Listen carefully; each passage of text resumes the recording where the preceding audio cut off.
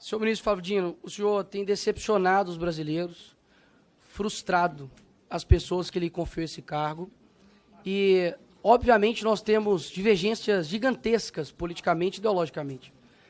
Mas eu não torço pelo teu fracasso. Afinal de contas, o teu fracasso significa, ou deveria significar, o sucesso do crime organizado, o sucesso da milícia, o sucesso do roubo, do furto, do assassinato. E eu sei quem são as vítimas, no fim das contas, desse crime, que é a população brasileira em geral. E eu também não serei aqui leviano, assim como eu acredito que vocês são, em colocar toda a culpa de todo o crime nas suas costas. Até mesmo porque eu sei que vocês fazem isso com o seu opositor político. Diga-se de passagem, Jair Bolsonaro. Mas é evidente que o seu trabalho, ou a falta do seu trabalho, tem gerado consequências. Por exemplo, o homem que deveria ser o mais odiado pelo crime organizado entra em um local dominado pelo crime organizado, que é, por exemplo, o Complexo da Maré.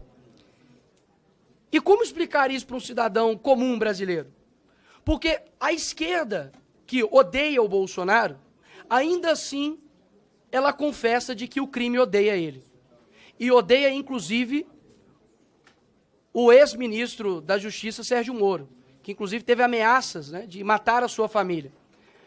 Pelo que me parece, o senhor não demonstra nenhum ofensivo potencial ao crime, nenhum risco a eles. Afinal de contas, quando você olha a sua contundência com relação ao dia 8, e de fato, quem errou tem que ser punido, mas um cidadão comum brasileiro, ele pesquisa lá as suas declarações, por exemplo, no Twitter, né, uma mídia que o senhor gosta de falar, e gostaria que o senhor prestasse atenção, porque eu prestei atenção no senhor. Ouvir a verdade deve ser complicado, né, senhor ministro? Mas se puder parar meu tempo, que o ministro está incomodado com alguma coisa. Se puder parar meu tempo, por gentileza. Interrompe o tempo um minutinho. O ministro está dizendo aqui que está fugindo da pauta. Eu já expliquei aqui como que eu conduzo essa comissão. Só um minuto. O deputado é livre para falar o que quiser e o ministro responde o que quiser. O deputado pode falar sobre qualquer assunto. Então, deputado Nicolas. É a primeira vez que eu vejo um ministro sem medo de ir na maré, mas com medo de perguntas. Enfim. Voltando aqui ao tema, senhor ministro. O senhor é muito contundente com relação à baderna que ocorreu aqui no dia 8. Inclusive, diversas declarações, os chamando de terroristas. E um cidadão comum brasileiro verifica isso, por exemplo, no seu Twitter. Mas eu peço ao povo brasileiro que coloque lá PCC.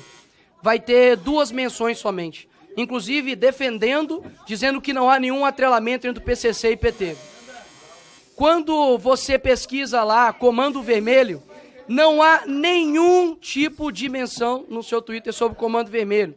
E isso causa uma estranheza muito grande. Uma pessoa que tem uma contundência muito grande para ir para cima de baderneiros, que de fato acredito que são, mas não dá nenhum tipo de declaração contundente, como, por exemplo, o maior crime organizado que há no Brasil, que é o PCC.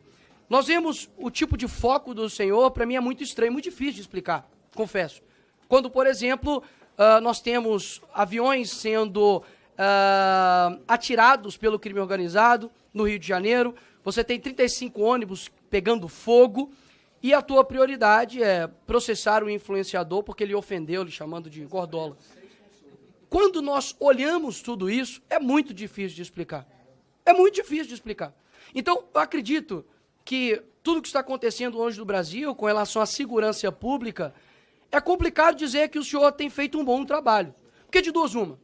Ou o senhor não tem culpa de nada, afinal de contas, ninguém que exerceria o teu papel daria conta de cuidar da segurança pública, e o senhor não tem culpa nenhuma. Ou o senhor não está tendo competência para tal, para exercer o Ministério da Justiça. E ainda dá um péssimo exemplo, dizendo que não viria até a Comissão de Segurança Pública, porque há pessoas aqui armadas e por conta de divergências políticas, o senhor estaria com a sua integridade física atingida. Isso fere não somente aqui o parlamento, mas além de tudo de ser uma mentira. Porque os deputados não vêm aqui trabalhar armados, senhor ministro.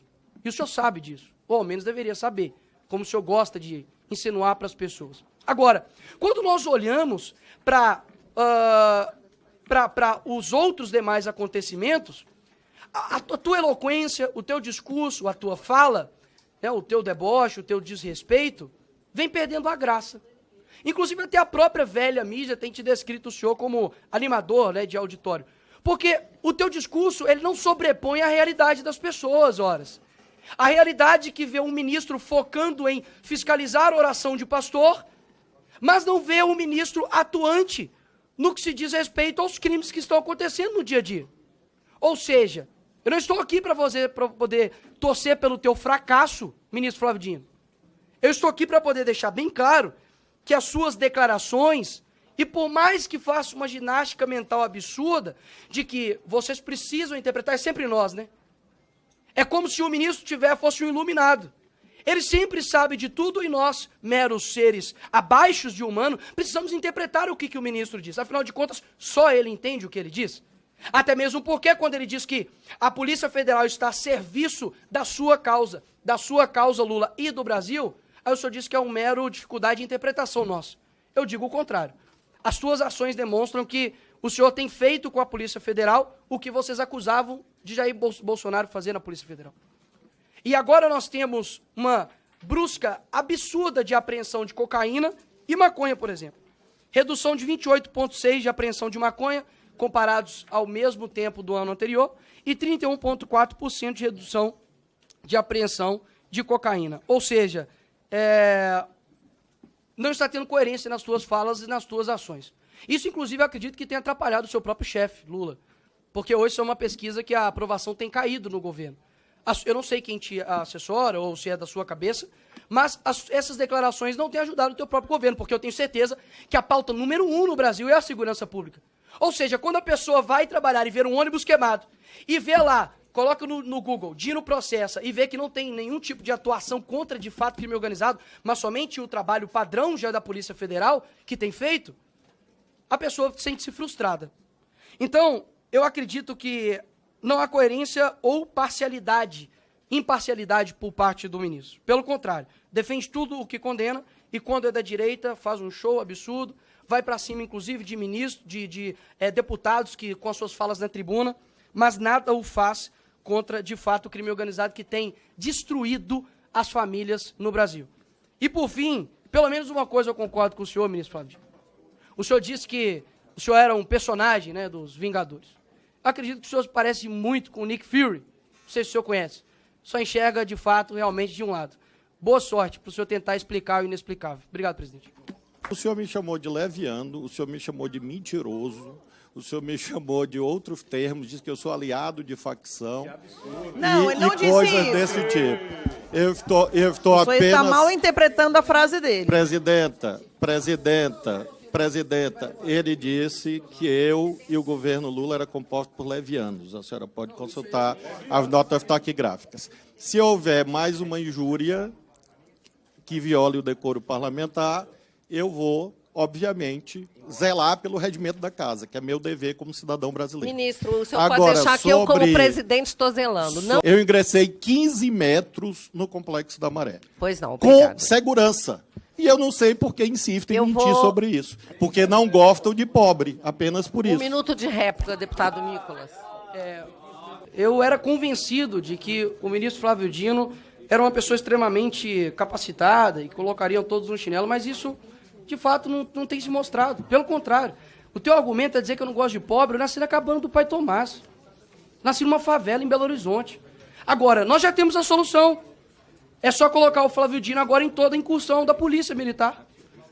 Porque, afinal de contas, entrei 15 metros. Os 15 metros que o senhor adentrou ali, senhor ministro, é impossível a Polícia Militar do Rio de Janeiro, o BOP, entrar ali sem um aparato pesado policial. E não seriam recebidos simplesmente com o senhor descendo assim do carro, ajeitando o paletó, não. Seriam recebidos a tiros. Com as polícias brasileiras, com a PF, com a PRF, com as polícias estaduais, eu entro em qualquer lugar do Brasil.